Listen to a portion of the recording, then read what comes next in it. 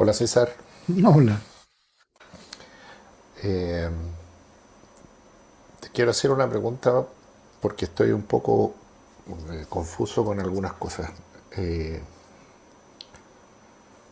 para saber, para ver si voy bien dentro de lo que te quiero preguntar. La experiencia del ser o el conocimiento de ser no es un conocimiento que tenga la mente, ¿no? Sino que es un conocimiento directo. El conocimiento de ser conciencia, quieres decir. Sí, Sí, el eso no conocimiento. lo conoce la mente, sino que es No, conocimiento directo, correcto. ¿no? Sin embargo, Es en esa decir, experiencia, por eso se dice que la conciencia se revela a sí misma, claro, no a sí, otra, no a otra entidad llamada individuo, persona, mente, ego, cuerpo, nadie más. Se revela a sí misma por sí misma, no por el esfuerzo, la práctica física o mental de nadie. sí, ¿Sí? Se revela a sí misma, por sí misma, para sí misma. claro. Porque uno tiene la impresión de que como que con la mente se va a dar cuenta del ser, ¿no? Como que va a descubrir el ser. Sin embargo, la experiencia es al revés, ¿no? Como que uno conoce directamente el ser. Mm. La pregunta que te quiero formular es que en esos momentos que uno considera atisbo o que logro conocer el ser, eso va acompañado también de una comprensión. De repente hay cosas que experimento como un entendimiento de cosas que antes no entendía o que descubro cosas. Pero eso, y aquí va la pregunta, eso entiendo que no es la mente. No es la mente la que se da, pero como Ese conocimiento se refleja en la mente. la que conoce es la mente entonces. No, el En ese momento. conocimiento directo se refleja en la mente. Todo ese conocimiento se empiezan a revelar cualquier cantidad de cosas, pero eso se refleja en la mente. El conocimiento es directo, sin el uso de la mente, pero ese conocimiento se refleja en la mente. Hay una interpretación intelectual que Sí, forzosamente, debido a la presencia de la mente, ¿ok? Lo que pasa es que la mente ya no la puedes llamar mente porque al no tener existencia o no ser reconocida como separada de la conciencia, no la puedes llamar ego, mente, individuo, persona, mundo, nada. Cuerpo, sí. forma, manifestación, ilusión, siquiera. ¿Ok? Entonces, el primer conocimiento que se refleja en la mente, el primer conocimiento directo que se refleja en la mente, que es el conocimiento de ser conciencia, es yo soy Yo la soy. conciencia. Y yo soy eso. ¿Mm? Y luego cualquier otro conocimiento de cualquier otra índole empieza a develarse o revelarse. ¿Mm? Es lo que es el conocimiento intelectual que luego transmite el sabio, ¿m? Que verbalmente o escrito. Por escrito, ¿Eh? claro. Claro, porque tú has dicho Que es muchas veces, disculpa que te interrumpa, es básicamente la interpretación del conocimiento. ¿M? Pero una interpretación adecuada, correcta, más que una interpretación, una descripción del conocimiento. que desde donde el sabio habla. Correcto. Para el que no Claro, entiende, el silencio del sabio. claro. Porque tú has dicho muchas veces de que la conciencia o el ser solo se conoce a sí misma. Mm. Por eso mi pregunta, ¿no? Porque aparecían conocimientos como de comprensiones de otras cosas, ¿no? Entonces decía, bueno, esto es ¿por qué se da en este estado? Y no se da cuando estoy pensando, por ejemplo. ¿No? Porque el pensamiento cubre a la conciencia, la actividad de la mente cubre a la conciencia. Por eso Y, y en- hay que remover lo que la cubre. ¿Sí? No se descubre, no es nuevo, no se adquiere, ¿sí? Es lo que uno es. Simplemente queda al descubierto, queda revelado, develado nuestra Ah, ok. realidad. ¿Mm?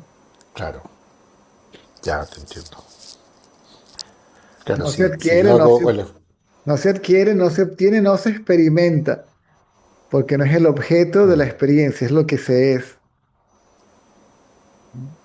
Claro. Como, Si yo hago el como, esfuerzo mental por entender algo, de alguna forma velo. correcto, Si en cambio, si es al revés, es distinto. correcto. Puede que haya Ah, el intelecto, la razón, el análisis, la discriminación, el discernimiento, son útiles por un tiempo. Pero el mismo intelecto te lleva a la conclusión de que no le vas a llegar por medio del intelecto del conocimiento sí, directo, ¿no? El análisis también te lleva a la misma conclusión. Y ahí es donde la mente se queda quieta, ¿sí? Abandona todos sus esfuerzos, se rinde. sí. De lo que se queda quieta, entonces empieza a hacerse evidente la presencia de la conciencia.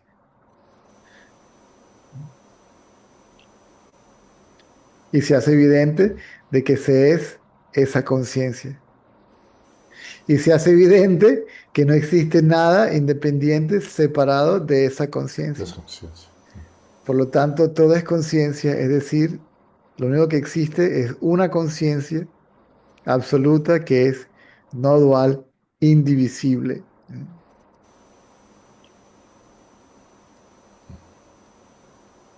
Sin adjuntos, como también le dice. Ni juntos ni separados.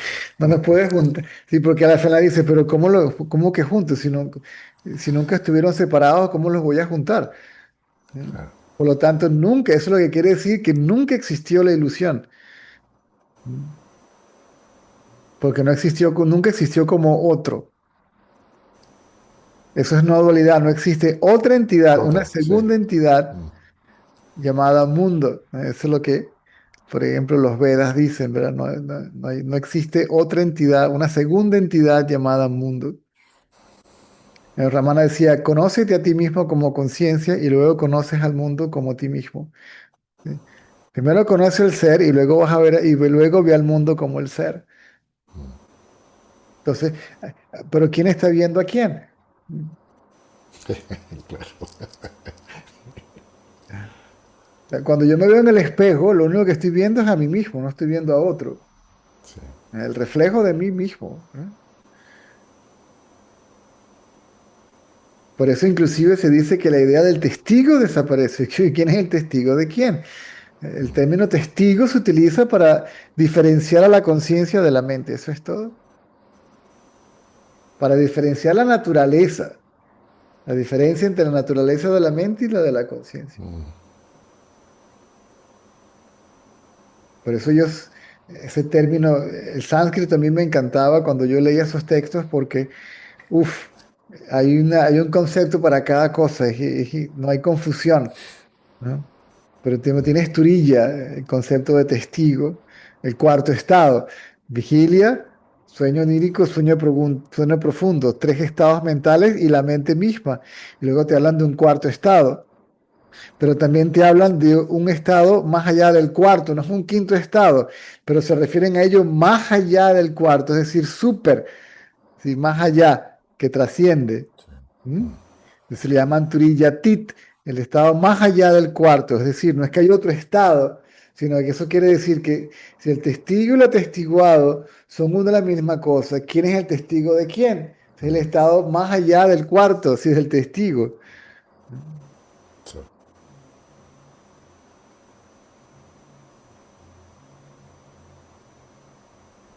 Ok.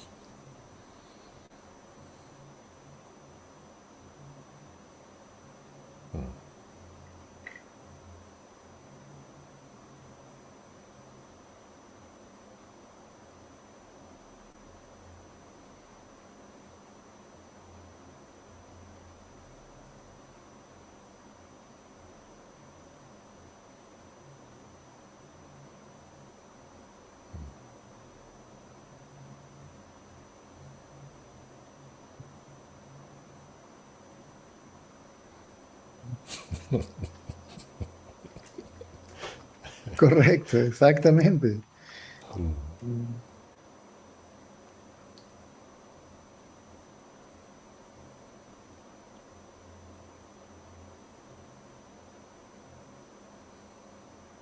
¿Dónde está el maestro? ¿Dónde está el devoto? ¿Dónde está... ¿Quién es quién? ¿Qué es qué cosa? No sé. Sí. La última verdad es no sé. Esa es la verdad, no sé. Recuerdo leyendo el libro de conversaciones con Ramana Maharshi y le decía, pero es que yo no sé nada. Y Ramana le decía, ¿por qué no te das cuenta de lo que eso significa? ¿Sí? Esa es la verdad, no sé. Pero el que no sabe es. Y lo único que sabe realmente es qué es. Conocimiento más puro, claro. Es el conocimiento más puro, más íntimo, es directo, universal y que no te lo tiene que dar nadie. Sí, Es el conocimiento que no has adquirido, el autoconocimiento. claro. Lo único es que ese yo soy, ese yo, esa existencia consciente, se confunde con el cuerpo, eso es todo.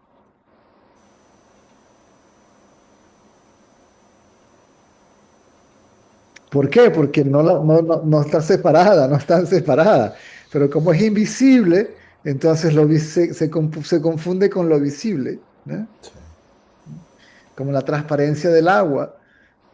Pareciera que se perdiera la transparencia del agua a lo que le pongo unas goticas de tinta azul o tinta roja, ¿eh? Pareciera que se perdiera la transparencia del espejo cuando le coloco, ¿ok? Un fondo de color o algo detrás.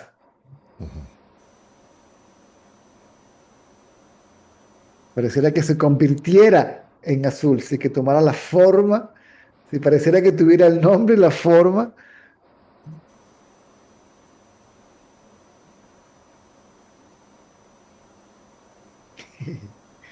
Es que ahí uno logra entender eh, esto de que la mente necesita agarrarse de un objeto, ¿no? De como de algo más burdo Mm, para, para su existencia. mm. El En primer cambio, objeto que agarra es este. claro, justamente. Sin embargo, el ser es algo mucho más, no es un objeto para empezar, es mucho más sutil. Correcto, Entonces, ahí correcto, la mente queda descolocada, ¿no? correcto.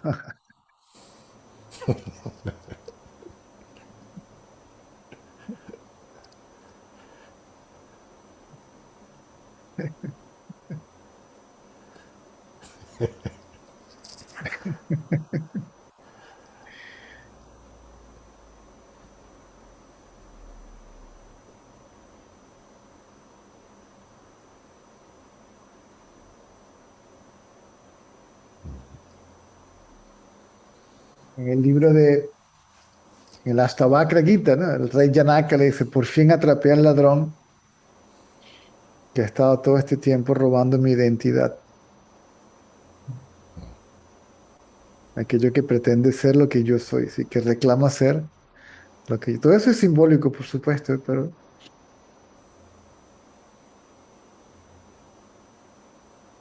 Sí, pero lo refleja claramente, ¿no? mm,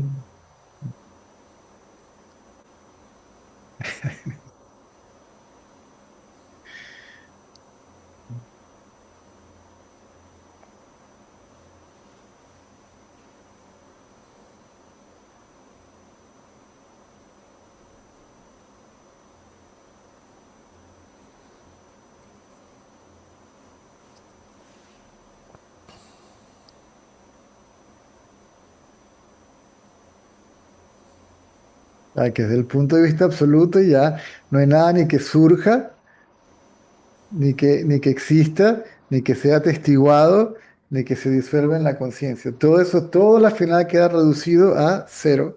Ser.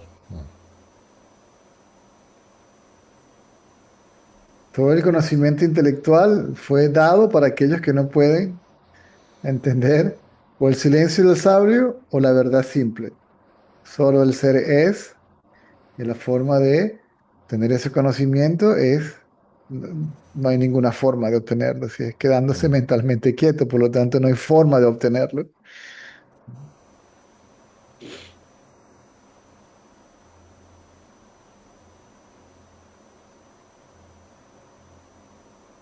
sí.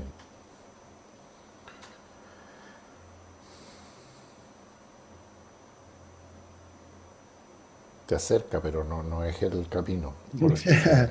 ¿Te acerca a dónde? A lo que uno, ¿cómo me acerca a dónde? A lo que yo soy. ¿Cuán lejos estoy de mi propio, de mi propio ser? ¿Y cómo me voy a acercar o obtenerlo o experimentarlo o conocerlo cuando ya lo soy? Ya lo conozco, pero no con claridad, ¿sí? ¿No? Ya sé que yo soy, ya existo y soy consciente de que existo. Y ya soy esa, de nuevo, existencia consciente. No ser como ente, ese ser consciente, Sí, ese ser conciencia, no ser como ser ente. conciencia. Sí, sí.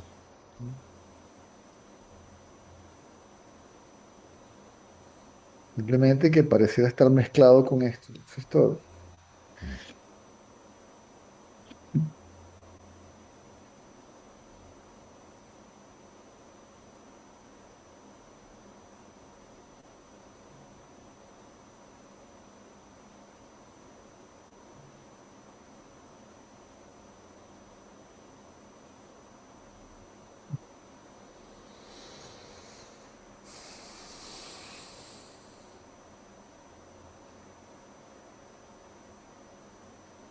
Esa era mi duda.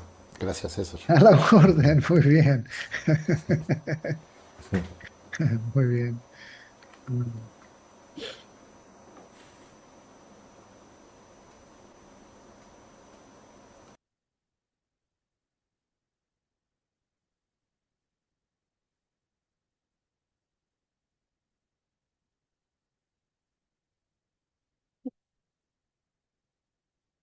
Recuerda que mañana y asado, no, mañana no hay asado, no hay satsang. Recuerda que mañana y asado no hay satsang. Sí, sí. Ahora, yo te acuerdas que podía No, solo los fines de semana. echándole más a Pedro que me lo escribió, pero parece argentino, ¿no? Mañana y asado. Creo que ellos llaman asado lo que uno llama parrilla, la barbacoa, Sí, creo, no sé. sí. ¿No? Mañana y asado, mañana y asado, ¿no? Mañana y pasado no es asan, correcto, Pedro. Sí, de hecho, después que leí esto en la tarde,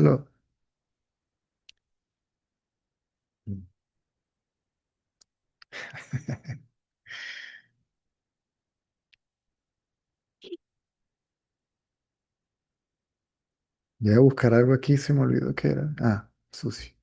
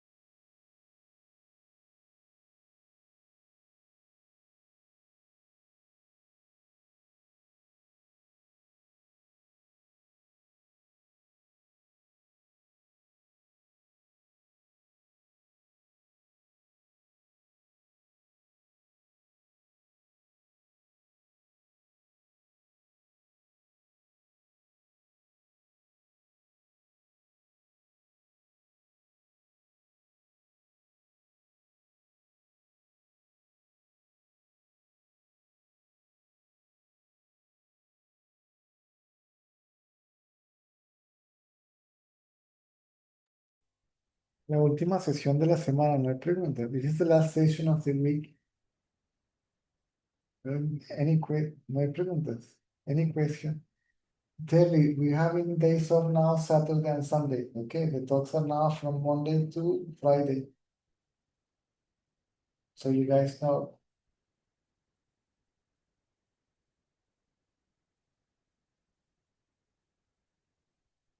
I don't know if you're aware of that. Yeah, there's no satsangs tomorrow. Yeah, tomorrow, the after tomorrow off. Yeah, yeah. So good thing is today it's Saturday in Australia. Oh, Yeah. So lucky for us. good. Yeah, I saw it on Facebook, Oh, your right. post. Yeah, yeah. I put an announcement there or something.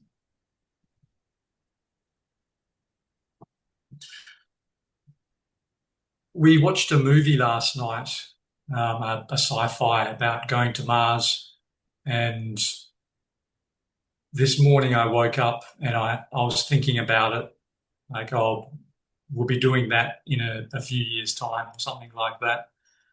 And it just occurred to me that these things that we watch or read or anything like that, they create an imprint, and it takes a little bit of time for that imprint to disappear if you're not disciplined enough. So even just that little thought this morning about, oh, well, that movie last night it'll probably come to reality in a few, like just that little bit of thought shows that an imprint was created from something that I did 12 hours ago. Is there any chocolate in Mars? Not at the moment. Then I'm not going. But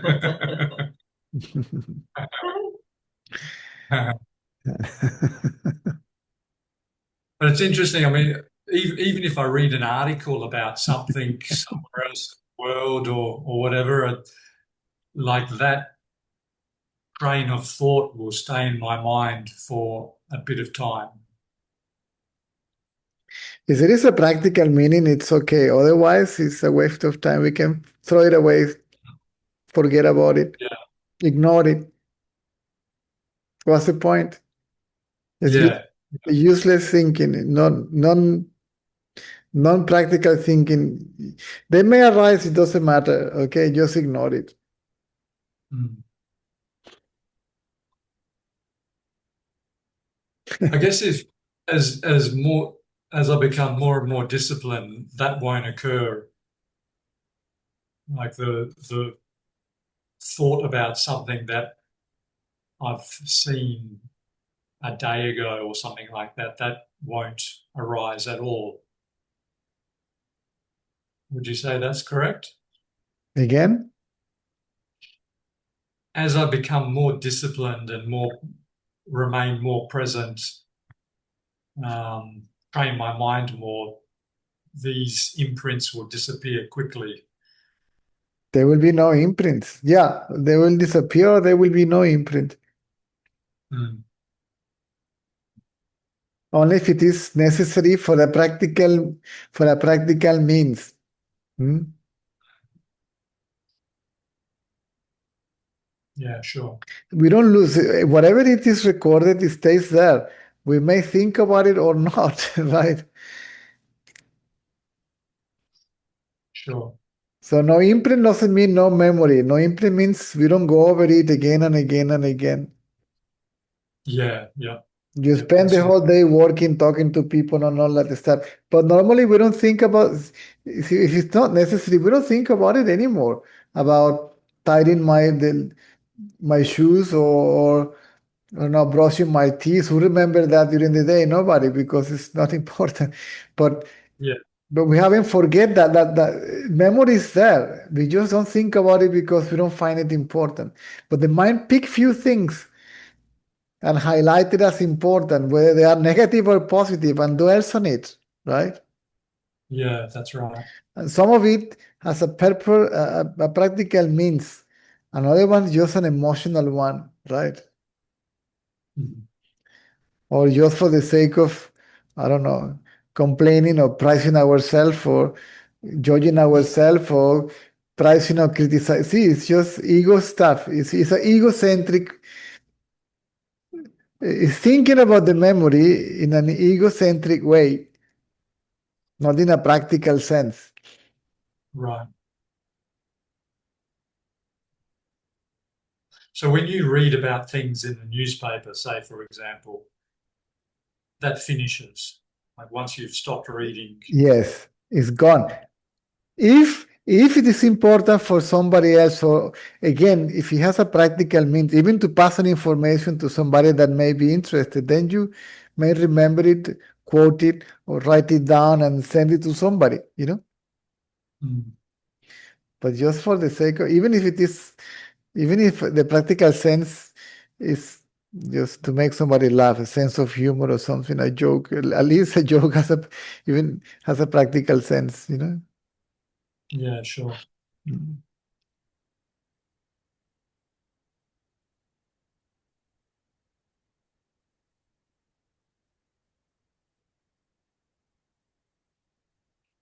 Baba, Ramana used to say that forgetfulness is a blessing.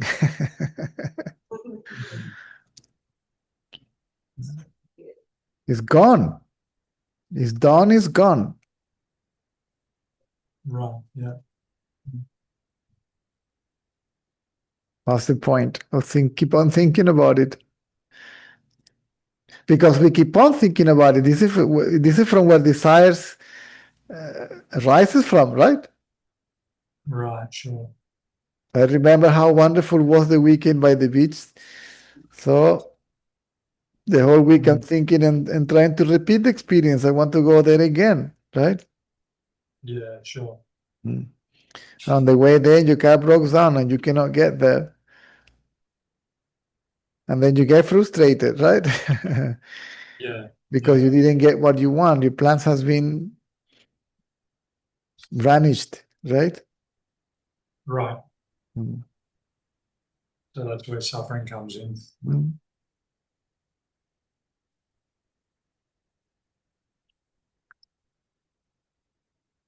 Again, we want to give continuity to pleasantness or to experience it again, or to give continuity to it, to project it into the future. If it is negative, then you want to stop it right now or to prevent it to happen in the future. The ego sometimes wants to suffer, right? Just to give, it doesn't matter as long as it gives continuity to its ego sense, by all means. Pain, suffering, troubles, obstacles, right? Right. Mm. To say, damn it, it happened again. Same husband, different name. Same, but different, right? Right. Why keep on repeating the same mistake? Because you love it. Unconsciously, you love it. Because it keeps you complaining and talking about you. This self-centered thought process, self-centered mechanism, right? That Right. gives reality and continuity, existence, reality, and continuity to me as ego. Mm. Oh, how wonderful it is, life, you know? Mm. So, talking about that is basically talking about me. Yeah. Yeah, sure. Me. It's all about me. When somebody listens to a song, oh my God, the song is all about me. And then you go and dance. And dance because it's about you, right?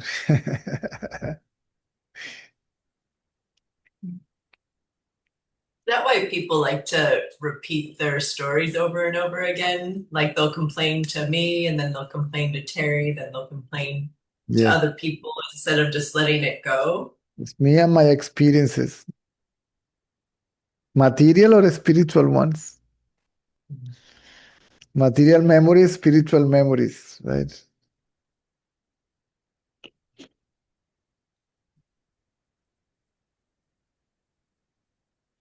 one of the hallmarks of all these beings, and I heard it from devotees of all these great beings that say our master would really speak about something that happened during the day. It's like it's gone, it's done, it's gone. We had, and also again, he will say something if it has a teaching or a message or there was something important, obviously practical, right? But normally the day is gone, there is no recollection of anything, right? Right.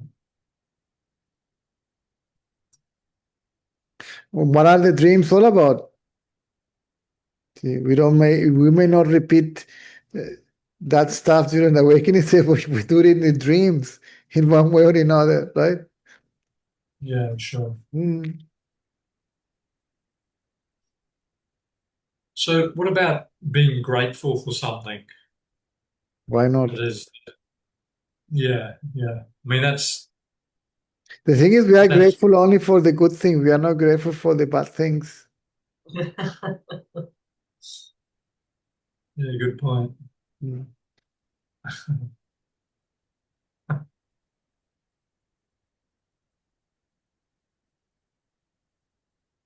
They also teach something.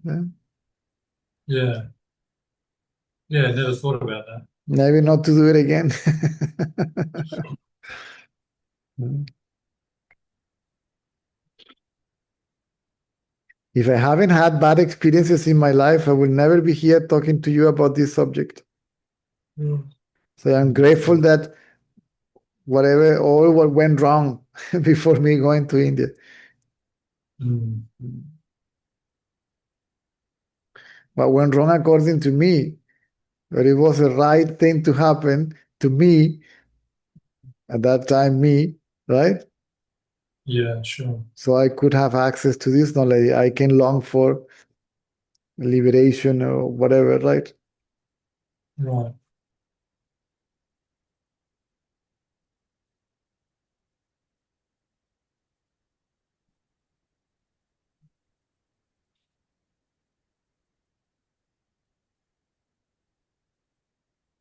Somebody wanted to give something to Ramana, and he was a donor.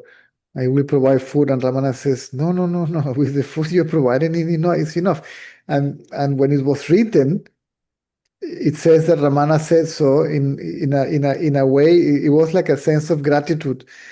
Okay, talking to this man. Mm.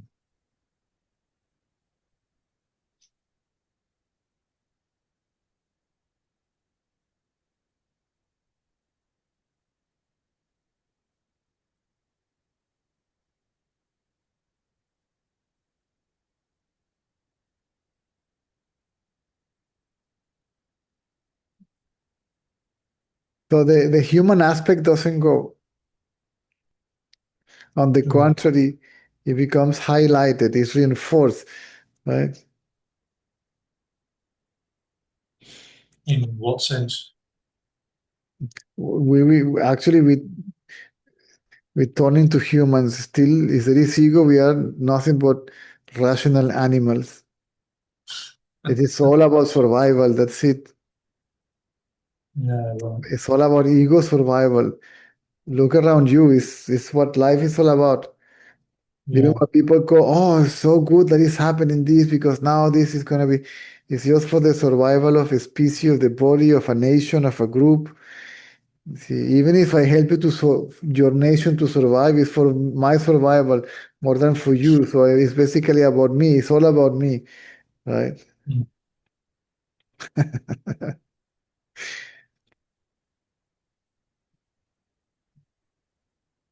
Mm.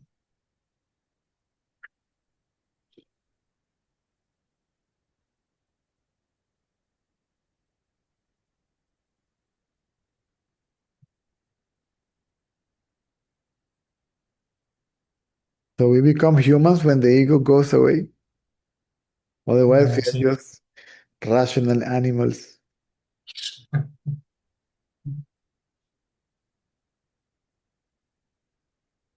We, Rational. whatever. Probably more greedy animals than rational animals. Mm.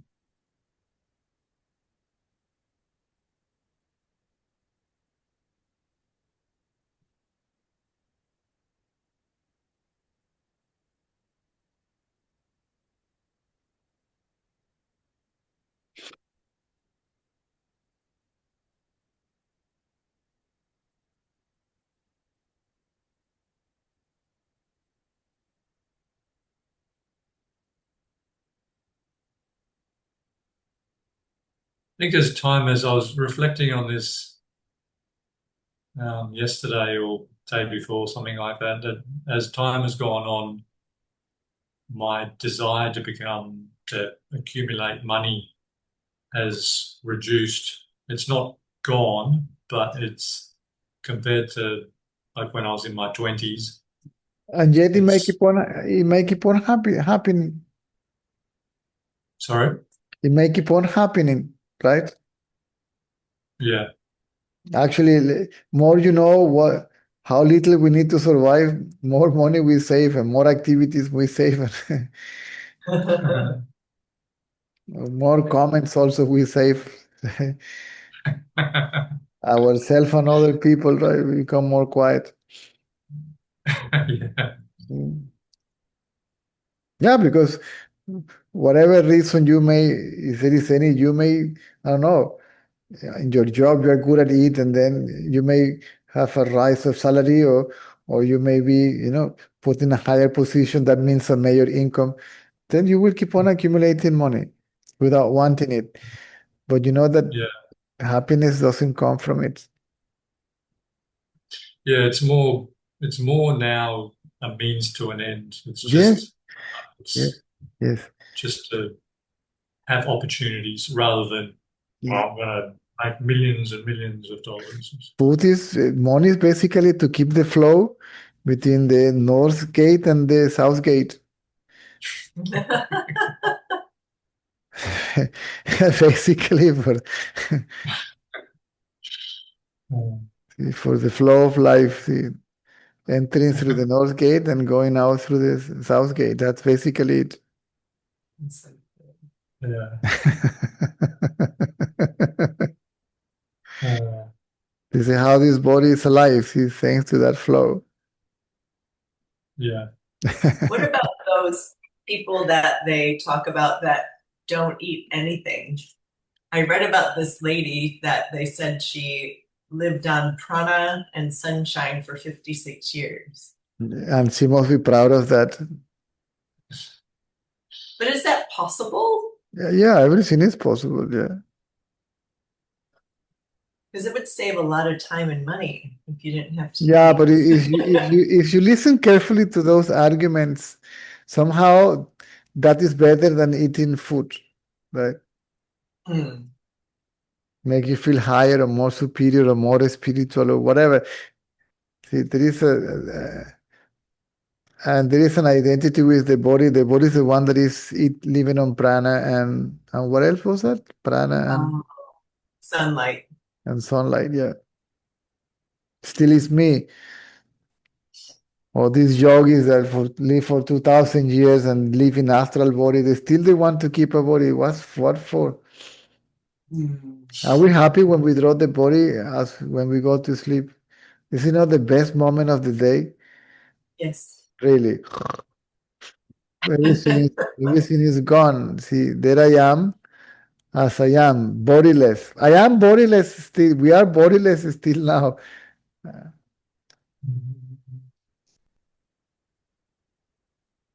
The best movies play when you're What not is wrong? What identified is with what is them. wrong with food? See?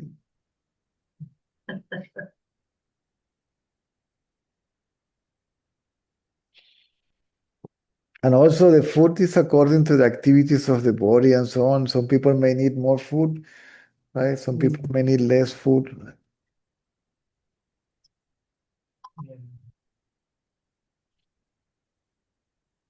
Your destiny, if you are a hard worker or doing all this labor, see, you were just putting bricks together in a construction. Go, live on prana and see how it goes. Not so well. And some light. I don't think it's gonna go well. Especially here, you just get barbecued. There's always the austerities and all that. Why the body has no? Why put the body in such a uncomfortable situation? Is the body? See, I love the simplicity of the real math. What I consider real math is you're hungry, eat. If you're tired, rest. If you're sleepy, sleep. And by all means, do what you love to do. Means what comes natural. See what is just spontaneously express itself because it's what is meant to be, right? What is preordained. You're happy because you are not contradicting yourself doing something else that you are supposed to be doing, right? So let us be natural, right?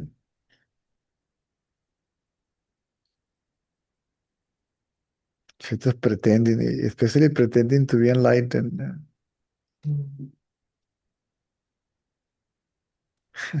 What for? You will get no benefit because of that.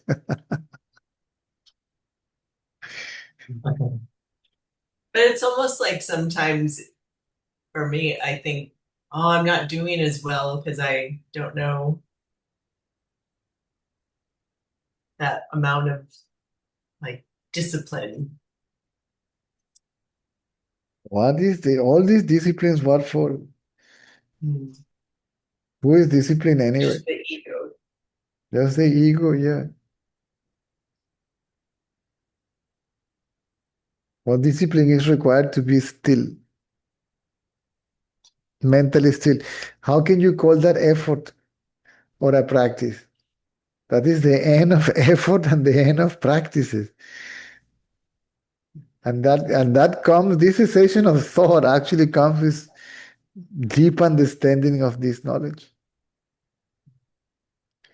If I am that, which by the means of reasoning, logic is understood, I am that, obviously I am that. Then what shall I practice to be what I am? How can I attain or get what I am? By the means of what activity, physical or mental, I will achieve myself, the self that I am.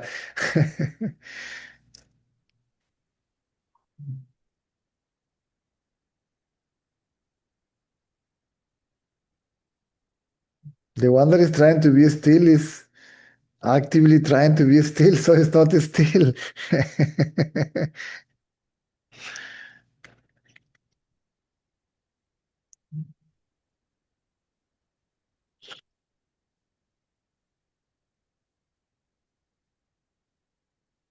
The thing is a habit, see, of doing. It's like this, right?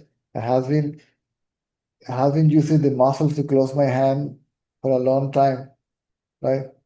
And I cannot let go because I am not trained to let go. I'm trained. Even if I let go, the habit will make my hand to get closed again, right? Right.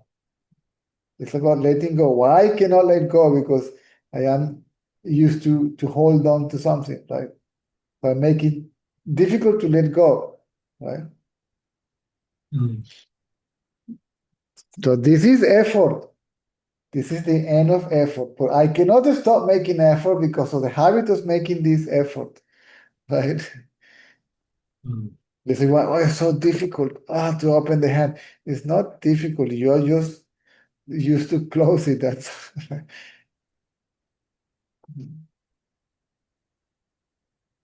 and my teacher used to say, this is attachment and this is bondage, right? They said, this is detachment and this is liberation, right? Right. Is to let go. I cannot let go because these fingers, these muscles are too strong. I haven't used these muscles to open up the hand, right? Right.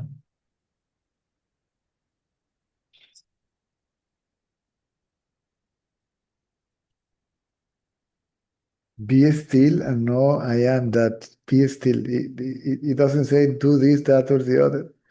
Practice this, that, or the other. It says be still.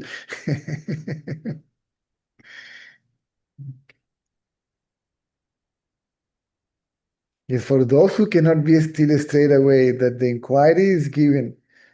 Right? But I can't. Then who is this I?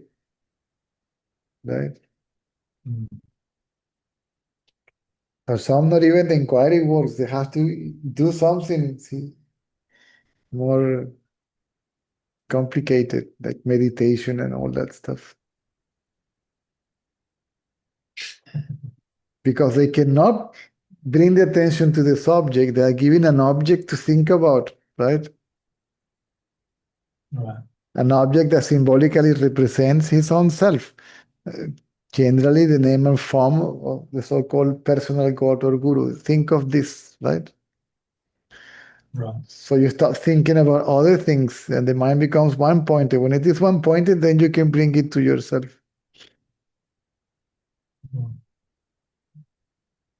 But some people already did this job previously. And by listening to these truths, that's enough. Some people just go to see a master and they just sit close to them and that's it. Ego is gone. They found themselves in the same state of the master. Right?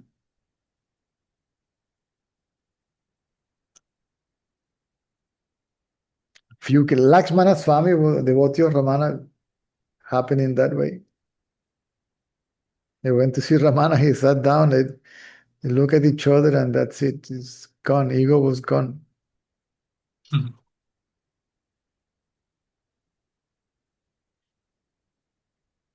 He was not even sitting close to him.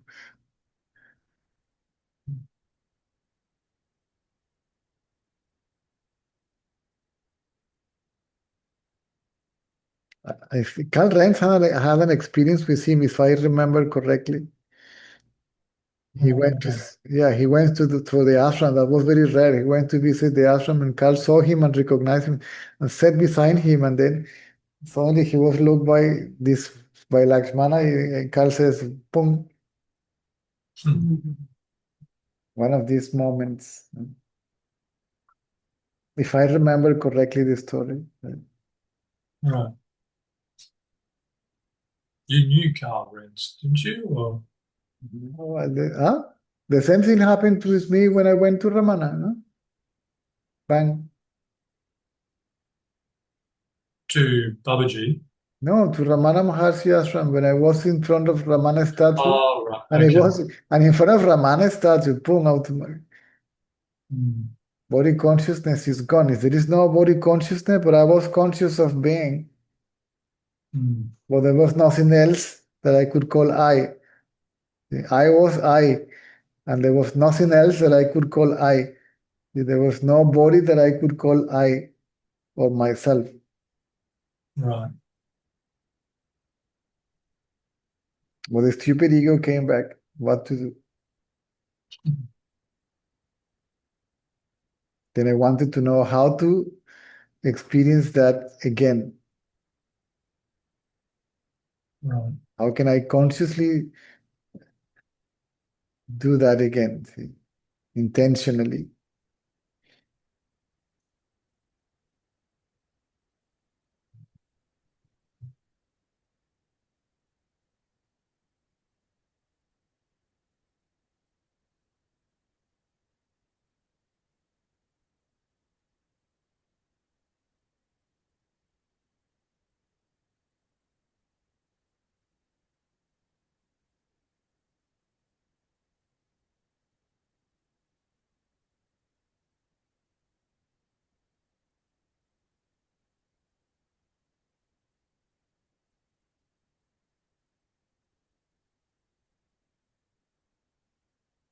Then it started happening two ways, by the means of by the means of self-attention, or by just being in satsang.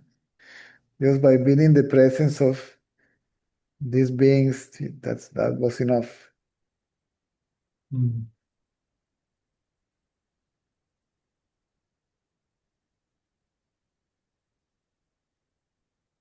The mind will keep quiet and merge in the self and subside. It will rise again back, right? But in my case, was this attachment to spirituality. Right, okay. So any kind of attachment. The attachment to the personal God, guru, India, ashram, celibacy, all that is associated with spirituality. Sure.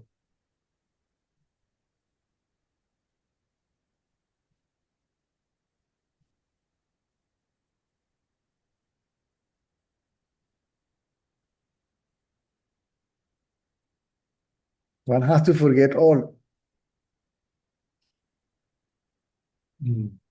what we learn has to be forgotten eventually.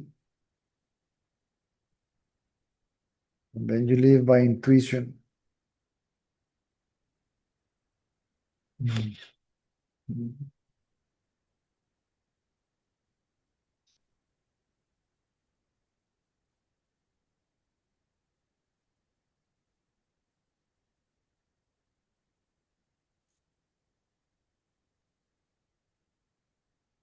There's a period of time when I was a kid where I was losing body consciousness and starting to do that, like do that consciously, so to speak, I guess. But And then it just, we try to do it consciously, and then we realize that it cannot be done. See? yeah, well, I didn't know what was We going have to on. be, So, we have to be still. See, it cannot be done. It cannot be by the means of physical action, mental action. See, either by physical activity or mental activity. Some practices, spiritual practice involves physical activity, right? Like the rituals and all that. No? And the ritual, there is body, mind involved, right? Some rituals are just mental, right? Some practices are just mental. It doesn't involve physical activity, right? yeah, Like a pilgrimage or service or all that, right? So then the seeker matures and understand that nothing can be done, has to be done to be what we are.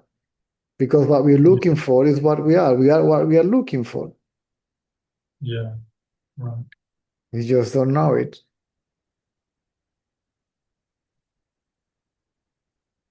So the only obstacle is to think that we are something different than what we actually are. So that obstacle has to be removed. So that idea of being something different than what we are, meaning by that the body has to go.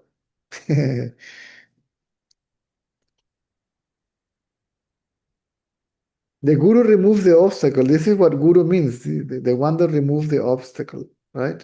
Or removes the ignorance. He's the one that tells you, you are the self.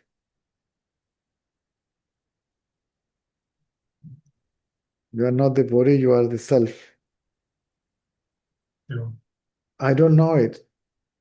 If you don't get that straight away, then you will ask, but I don't know it. And he understands, okay, he didn't get it that way, so who didn't know it? Right? And then you are introduced to the inquiry. I find that too difficult. Then think I am the self. Yeah. And you are given the most powerful mantra. See, I am that. But I can't do that. Then do something else. You know what I'm saying?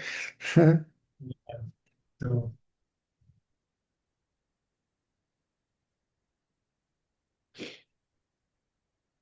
So doing, practicing. All these theories, creation, all that stuff is you cannot get this. The sage has no, even just to keep you going, right? Because he sees already the fire being lighting up in the person, see, in the form of a seeker or seeking, right? So he cannot not fuel that fire, right? Give fuel to that fire. A guru will never not encourage you. Go on, go on, go on, go on, go on, go on. Right? So those who are tired of going on and they say, okay, stop now. Where are you going? How far are you from your own self? Right?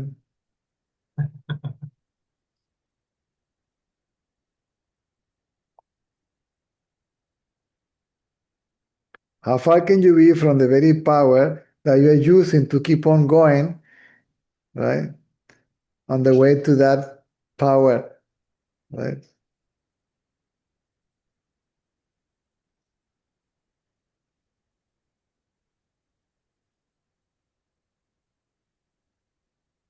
This nameless, formless, conscious power. But when I say power, people may mistake it for energy or something. So it will turn it into an experience, into an object, right? And it isn't. It's neither a subject nor an object, see, but the source of both.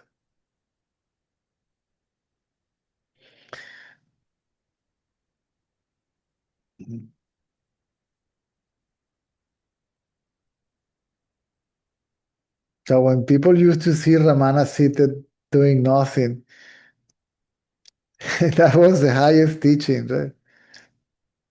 Right.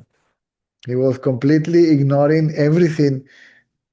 I mean, he was your only self-aware, right? So Right. just be self-aware, right? That is one's natural state, see, where there is no object.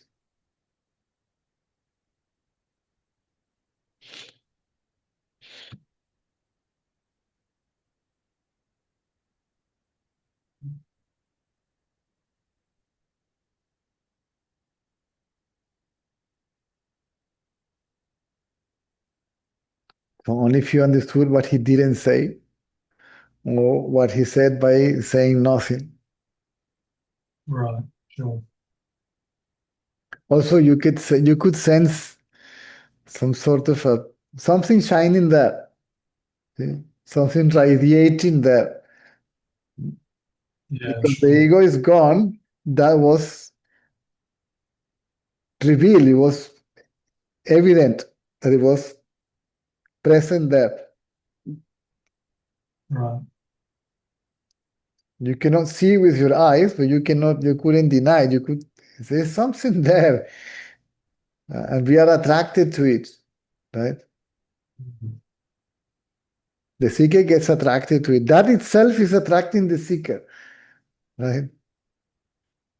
If the seeker is pure, if the piece of iron is not too rusty, too dirty, it will be attracted to that magnetic existence, right? That magnetic pull consciousness. Because that is its nature. Not because it wants or because it can, because that's the nature of consciousness.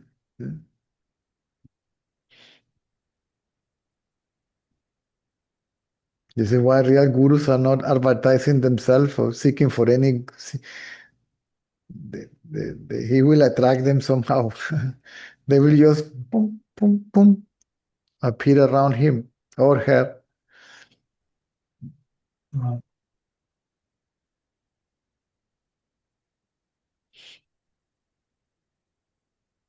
And they will be instructed according to the level of maturity, understanding, intellect capacity, intuition, refinement, and all that. Right?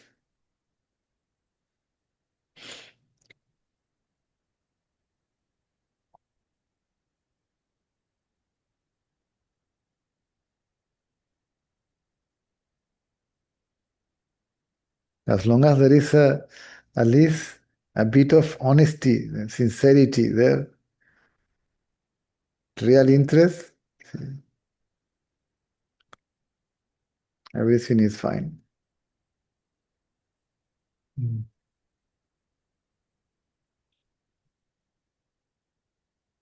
even if you're a mess. But somehow there is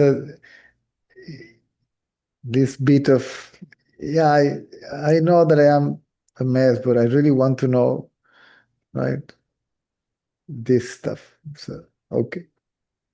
He will tolerate, the guru will tolerate your nonsense for, right?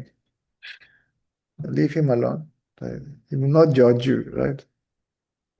So patiently will guide you.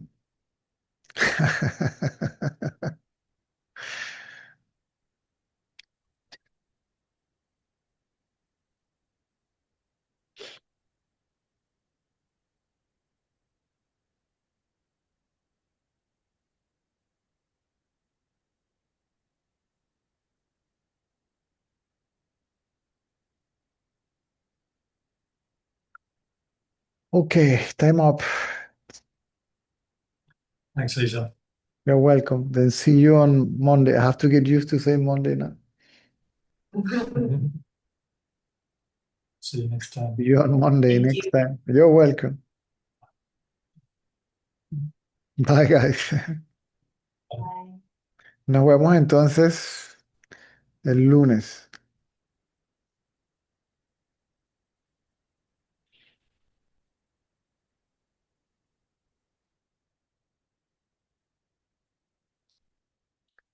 Muy bien. Ricardo G.